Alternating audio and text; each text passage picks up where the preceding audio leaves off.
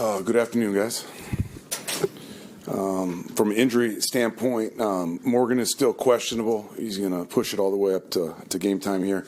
Sauce won't be playing in this game, though. It says questionable, I know, but we've changed that to out. So beyond that, questions? Not all at once. What is your reaction to the news that Tua is probably not going to play? The offense is such a systematic offense, in the way they operate that although Tua is a fantastic player, he really is. The offense, Huntley can absolutely run this offense at a high level. So I think regardless of who is quarterback, we're going to face a lot of the same stuff schematically. The only real difference is Huntley's mobility. He's a guy that's a scrambler, and he'll get first downs with his legs, and we got to account for that. Is Conklin good to go? He's going to give it a try. He's going to push it all the way to game time. And who else? ABT, Quinn, the guys that didn't practice it? Same as. Yep, same as. We found out that Jamie is the team MVP. Yes. Rick, obviously you coached him for a while here. Yep. It's pretty. I don't think we would have predicted that in August. What can you say about his season? Just unbelievable. For a guy that wasn't the starter coming into the season, the way he responded, first of all, to the adversity of losing CJ and stepping into very big shoes, as we all know, and then to play as well as he did. It's a surprise because he had never done it, but it's not a surprise because the way this guy, he works and operates on a daily basis.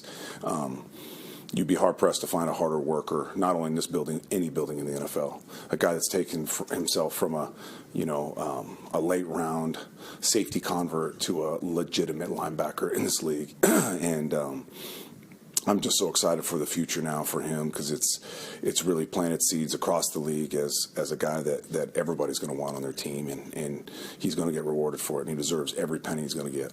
What did you guys see in him, knowing that you wanted to convert him from safety to a linebacker? What was it about his skill set? Yeah, like the big thing that we always look at, and I know it sounds funny, is length and arm length, and he absolutely checks that box. It's one of the top indicators for success as a linebacker historically in the NFL.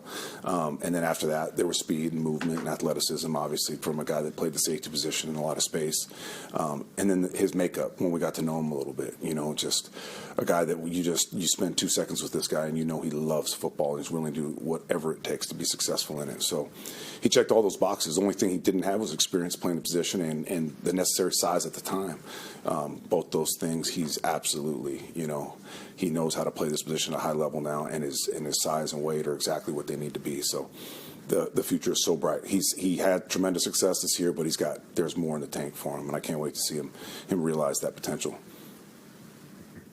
What about Morgan being most inspirational? And you just said he's still battling and trying to give it a go on Sunday. Yeah, I mean, here's a guy that, from a playoff perspective, obviously we're out of it and nothing to play for in that respect. A guy that's played a lot of football in this league, highly respected across the league, not just here in this organization. A lot would say, with all the injuries he's battled this year and all he's gone through, like, why even try? And it's just such a demonstration of who this man is and his DNA and how unique and uncommon it is. And he feels such an obligation to his teammates, and he has such deep relationships in that locker room that he feels like he's got to play. And if he doesn't play on Sunday, it's not going to be because he didn't turn every stone to try to be available for the fellas in that locker room. What's your message been to the team this week? We got to finish. We got to finish, and we got to be proud of the way we finish. So, over the course of 1, 2, 3, 4 years, depending on how long you've been here, you've developed deep relationships in that locker room, within the coaching staff, with the support staff of this building, this organization. Like, honor those relationships in the way that you play and put something on tape that you're going to be really proud of. These moments of adversity, they're gifts, in my opinion, because they really reveal us. When times are good and we're playing well and the record is awesome and we're headed to the playoffs, it's easy to be a great teammate. It's easy to be a good player. It's easy to prepare. It's not easy to prepare when you're losing. It's not easy to prepare when you're out of it. It's not easy to prepare when all the external noise is going on. And for guys to really demonstrate in times like this who they are, I think is powerful going forward. Have you, the team obviously is looking toward the future and has been conducting interviews with GM and coach. Have you gotten any indication that you might be able to talk and interview for this job? Yeah, I think next week I'll be given an opportunity at some point, and for sure look forward to that. But at the same time, I'm in my feet right now. I got to finish this season right, and these players deserve everything I have. Knowing that that's been going on, I know, like you said, you try to focus on this season, which is kind of knowing that this is happening. How do you kind of block that out for you personally? I just take a deep dive into these guys, and take a deep dive into this preparation. What have you learned since taking over the job? What- The coaching job. What have you learned? About Yourself and about the job itself? It's had me take a hard look at myself in a lot of ways. It's reinforced some things that I really believe in, from a coaching perspective and a leading perspective. It's also put some stuff into question that I look forward to reflecting on and growing from. So I'm not there yet, obviously, in the midst of the whirlwind still, and got to finish this thing right. But definitely, this is going to be a great opportunity for me to step back and really evaluate myself and what happened during this entire opportunity that I had.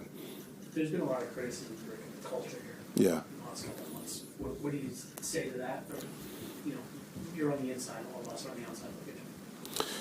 I would say this, the culture as far as the process is right. I think these guys understand what it takes to be successful. They put the time in, all those things.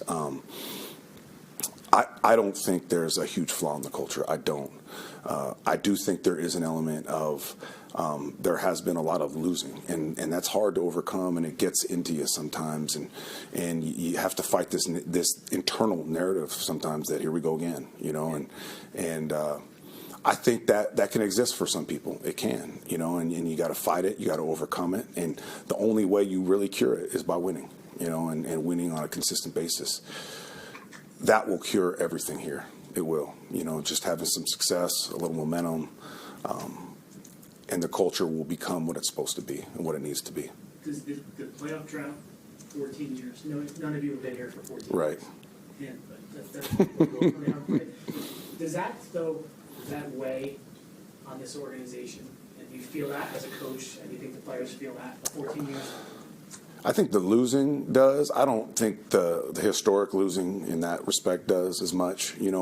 I think it probably affects some people within this building that have been here for the duration of that time. But as far as the players and the coaches, there is pressure. There's always pressure. There's pressure in every organization in professional sports, period. But I don't think there's the added pressure of the drought here. I don't.